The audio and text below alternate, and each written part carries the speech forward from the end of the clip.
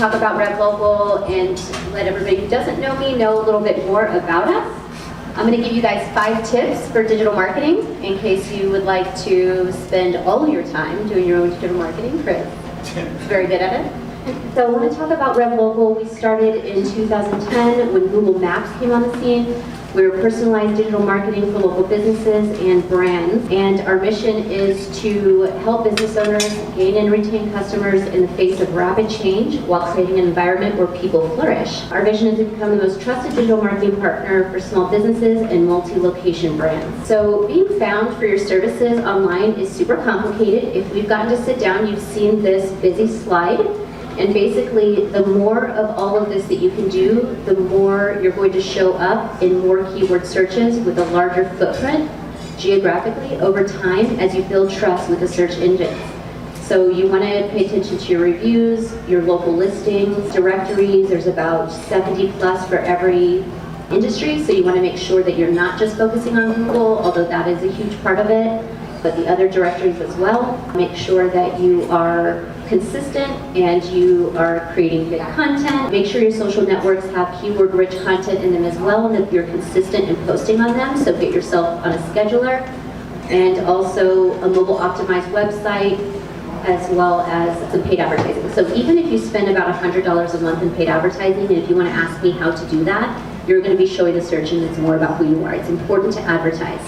I know a lot of people are like, oh, my business is from word of mouth. That's because you don't advertise. If we advertise, we'll get more business through advertising as well. I want to talk about when somebody searches for whatever your service is, they're going to get a search result page on their phone, and we want to focus on phone. I'm going to focus on mobile users the most because that's where your new business is going to come from.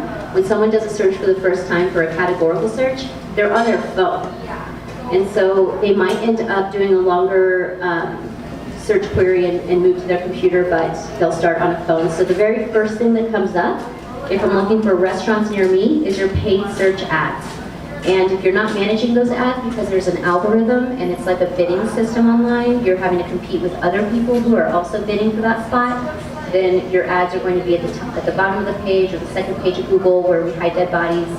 So we don't want that. You want to make sure that you guys are paying attention to that, and you probably need a partner to do it, honestly. So the local search results is the second part. That's your Google Maps. That's where everybody reads reviews, looks at photos, looks at the menu, can book reservations. Google wants to keep search traffic on Google. Google has no interest in people going to websites and other places to find information. So people can do everything they need to do on your Google listing, and that lands here in the maps. Different algorithm than ads. And then another separate algorithm is the bottom one, the organic search results, and that's where your website is competing to be found against a lot of other websites such as Yelp or anything that's going to have the results that person's looking for, restaurants near me. So it's very competitive, and that's what I'm going to show you. I'm going to talk about mostly today. So why should you care about search results and SEO? So 86% of the search market is controlled by Google, and so you want to make sure you pay attention to Google. And the top 3 search results receive over 61% of all clicks. And so if you look at the search numbers, this is all stats, but 99,000 searches every second, over 8.5 billion searches every day, and the average person performs 3 to 4 searches a day. So 61% of those numbers is worthwhile for you to be found in your local area. We're talking about thousands of searches for what you do every day, I promise you. Whenever I hear people don't search for what I do, I'm like, they totally do, I can prove it. But if you think that, like, there's ways to see that people do in your area search for what you do. So we want to make sure that we're there and we can help you get there.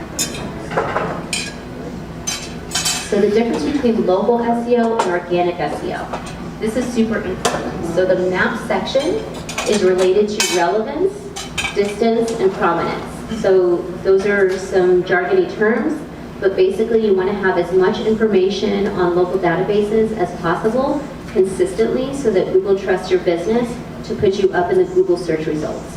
Google is not just referring to your Google listing to put you up in search results. So the relevance factor has to do with a lot of databases out there that most people don't even pay attention to. So things that people don't think are used, like Bing, MSN, DuckDuckGo, Apple Maps. I went to a coffee shop yesterday that wasn't on Apple Maps. They have 4 locations. I was furious because I have an iPhone. I'm using Apple Maps. So I got the contact information and tried to reach out to that crazy owner to make sure that he's on Apple Maps. And then distance, of course, where somebody is located is going to play into the search results, but that's not the only thing that Google cares about. And prominence is about activity. So reviews is one way you can produce activity on your listing, but you can also do updates. There's so many things. I love talking about this, so if we haven't met, we should talk about how you can get more activity on your Google listing. And then with organic SEO, this is our new product. On August 15th, we're going to have SEO. So the main thing to show up in organic results is content and user experience. So content that people want to engage with. Maurice is always talking about video content. It's excellent. Short clips of video content. Chris, you guys do an amazing job of that. And then also the signals. So I have another slide about signals. That's really technical, but it's really important to understand because you're competing with other businesses that are also using these signals to get their websites down. So once you stop using these things on your website, you're going to be falling off wherever you rank. It's a continual effort. And then natural language processing is way too technical. I can't exactly explain it, but it's basically how people interact on your website and the search history that they have. So how Google knows what we like doing, what we are clicking on, and what we purchased.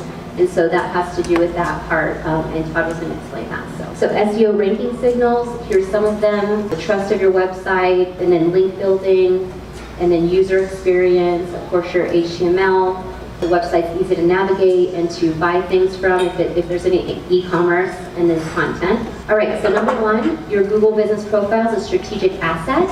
Make sure that you use it. You want to make sure that your profile is as extensively filled out as possible so that you can show up.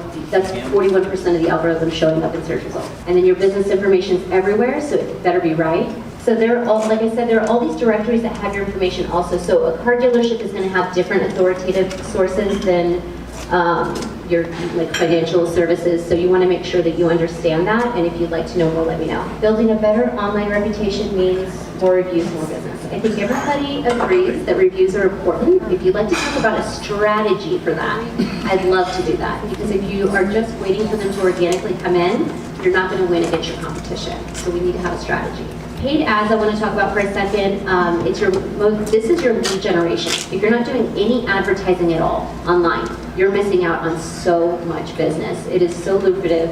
It doesn't matter how many dollars you put into it. If I tell you it's competitive for you to put in $2,000 a month, you should put in $2,000 a month, because that $2,000 will make you $20,000. So how many 2000s would you like to give me? It's very simple. Advertising is key. You need to be doing it. Okay, so SEO, the new service that we're providing, it's an investment. It takes a lot of time. Obviously, you can see that you need to be doing SEO for 12 months. You need at least 6 months to start reaching page 1. That's also dependent on competition in the area. So it's just a long-term process.